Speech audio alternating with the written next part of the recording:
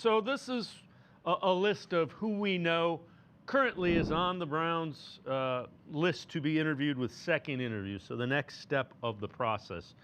Jim Schwartz is, Grant Udinski, Mike McDaniel, Jesse Minter, Todd Monken, Nate Scheelhaus. So as of now, there is no Dan Pitcher, the offensive coordinator, Bengals, no play calling thing.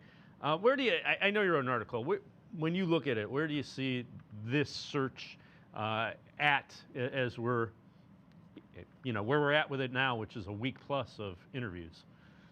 Yeah, it's interesting, right? It looks like the candidates got whittled from 9 to 6, which means pitcher Tommy Reese and Aiden Dirty, the Seahawks defensive coordinator, didn't make the cut.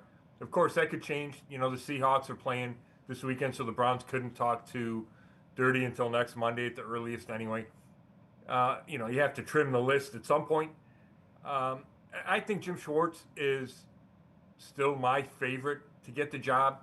Uh, the fact that he's getting a second interview, the fact that they want to keep him around, I think they're searching for the best combination of head coach and coordinator, whatever way that works. So with Schwartz, if Schwartz is a head coach, then you got to go find a at least promising, if not big time, offensive coordinator because this offense needs so much work. I don't think Tommy Reese is going to stick around there. So that would be incumbent for Jim Schwartz to get in the organization to get that hire right. If they went the other way and went offensive minded coach, then the hope is for the Browns that Jim Schwartz would stay and that would be a better combination, right? Let's assume young head coach with Jim Schwartz as your veteran coordinator on defense. Now, I think I probably said it last week. I'm not convinced that if Schwartz doesn't get this job, that he just sticks around.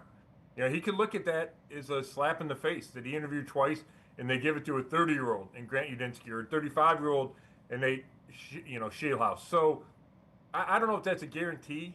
I still think he is like my leader in the clubhouse, but could it be Scheelhaus? Yes, I think it could. Could it be Udinski? Sure. Mike McDaniel's the guy I'm having a hard time just getting my head around. I'm not saying he's not a serious candidate, but do they really love him for the head coach job?